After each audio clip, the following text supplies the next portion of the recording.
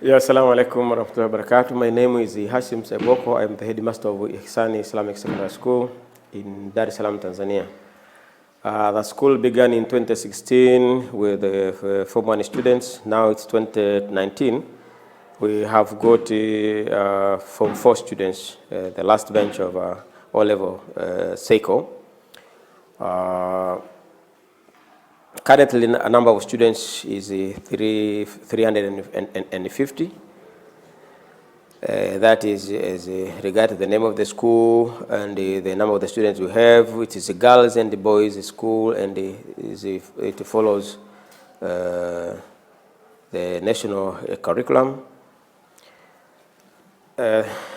Secondly, with regard to maybe objectives, one of the objectives of establishing Ihsan Secondary School is to prepare students who will become future leaders of our country, and of course other entities of the world, talking of the global world. So we can say simply that we are preparing leaders here. So we have taken initiatives to make sure that our way of relating to students, our way of giving them services requires that we build the students' confidence, we build good communication skills between the students themselves and between students and management, and between students and teachers. And we have taken many initiatives and programs to make sure that the students are getting time to express their opinions are being valued, and all this.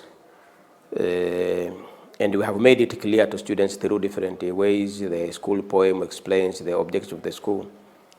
And there is a good general understanding of the students, the parents, and the teachers about the mission of the school, the vision of the school. And what we do tries to define the mission of the school. With regard to first year, which we are talking of, the 21st century teaching methods, which is with regard to making students the center of learning. Myself and Mr. Baraka here, we got a training for about 2 years with regard to making students the center of learning. And before that, we had already started talking about student-centeredness in teaching and learning. So we were already seated in circles in our classes to show that teachers were supposed to be facilitators, but we had a clear understanding of how to carry out the teaching that would make teachers facilitators rather than lecturers. So when we got opportunity to attend the Roots program, that's where we came out with a clear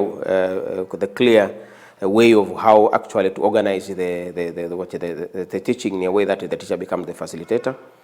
With the first framework, we were able to know what teachers should do, how they could prepare their lessons through the LXD, the planning of the lesson, and the LXDF, the learner experience facilitation. So after this, after the training, and actually during the training, we even made our claims as clear as possible to every single teacher here that we are going to now make sure that teaching is becoming learner-centered rather than teacher-centered. And we started implementing the part of last year, 2018, but very firmly in 2019 when we said we should do this. And of course, we faced resistance from students, from teachers, and from parents who actually were getting influence from their children that the way now the school is teaching, now we are not understanding all the things. But because we were focused and firm enough to stand with the policies, and because we believed in the change that we would be able or the impact that we would be able to get from this new way of teaching, we remained adamant. And we made it clear to the parents that if you don't want to follow the way we teach, then you can choose to take your child into another school. And we told the students, if you don't want to follow the way we teach, you tell your parents to move you into another school. And we told the teacher that if you don't want to follow the way we are doing, you can go. And in the process, we lost about 4 teachers until it became clear to others that this is something that is firm and is a decision made with the understanding. So now we have all the teachers organized. Teachers now are rallying behind this new way of teaching. So what did we do? Actually, during the time of training, where we are going to Kuala Lumpur and come back, we are doing some practice. Then we are doing this practice inside the school here, like bottle and what the metaphor, bottle and cap. The teachers will understand the concept of what the maybe prior knowledge, for example, what we have to start from what learners know to where they don't. Then the concepts of this continuous assessment in the classroom, as we are teaching you assessment for learning, for that matter. They even started knowing assessment for learning when we were doing our practices. So they also started to know the concept of learner-centered, different from teacher-centered classes. And of course, it's like that metaphor is very, very, very powerful. So they started getting it. Now, when we finished the wave 2, and we were now allowed to come and do the first year to transfer, then we decided that we were doing the first year transfer here to all the teachers. So we trained all the teachers, and Dr. Baraka, one of the events where we invited Dr. Baraka to come here to help us with the training. And actually he added a lot of value because he came here with a lot of energy and enthusiasm. And actually my teachers were very happy to have Dr. Kondo with us when we were training them.